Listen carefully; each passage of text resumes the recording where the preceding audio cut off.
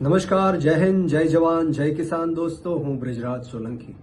મિત્રો, તાજેતરમાં સમાચાર આવી રહ્યા છે કે બોટાદ જિલ્લાના ગઢડા તાલુકાના મોટા સખપર તાલુકા પંચાયત સીટના જીતેલા અમારા આમ આદમી પાર્ટીના ઉમેદવાર પ્રવીણભાઈ મકવાણા ઉપર આજે જીવલેણ હુમલો કરવામાં આવ્યો છે. લોહિયાણ હુમલો કરવામાં આવ્યો છે અને અત્યારે હાલ એ સારવાર હેઠળ છે.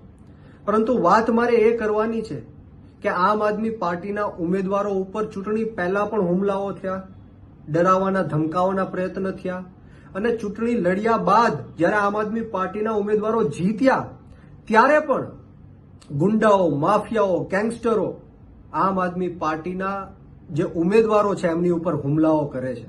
આ કોના કહેવાથી કરે છે, આ કોના કારણે થાય છે એ આ ગુજરાતની જનતા જાણે છે.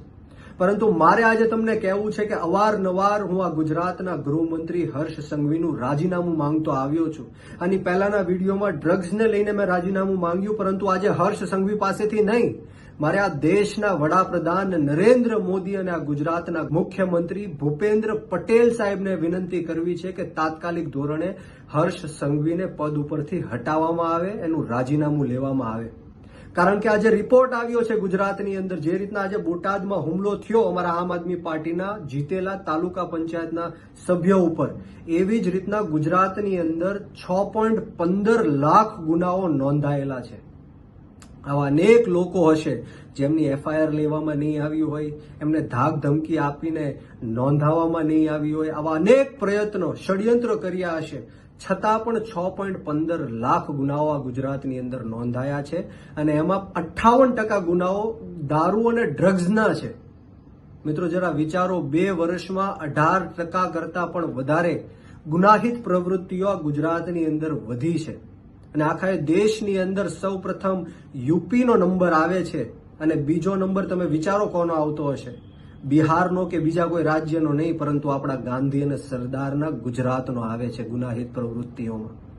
મિત્રો, આ ભારતીય જનતા પાર્ટીના હાથમાં, એમના નેતાઓના હાથમાં આપણું ગુજરાત સુરક્ષિત નથી, આપણા ગુજરાતના બાળકો સુરક્ષિત નથી.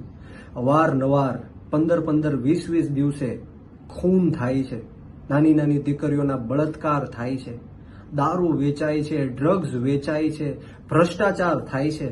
આપણે આ કેવા ગુજરાતમાં જીવી રહ્યા છીએ? ત્યારે મારે આ દેશના વડાપ્રધાન નરેન્દ્ર મોદી અને આ ગુજરાતના મુખ્યમંત્રી ભૂપેન્દ્ર પટેલ સાહેબને વિનંતી કરું છું, હાથ જોડું છું કે તાત્કાલિક ધોરણે હર્ષ સંઘવીનું રાજીનામું લેવામાં આવે. કારણ કે આ ગુનાહિત પ્રવૃત્તિઓ ગુજરાતની અંદર દિવસે ને દિવસે વધી રહી છે અને આવનારા દિવસોમાં યુપીને પણ પાર કરીને આખા દેશમાં સૌથી પહેલો નંબર ગુજરાતનો આવવાનો છે. કારણ કે આ ભારતીય જનતા પાર્ટીના નેતાઓના ઈશારે એમના નીચે આવી ગુનાહિત પ્રવૃત્તિઓ દિવસે ને દિવસે વધતી જાય છે.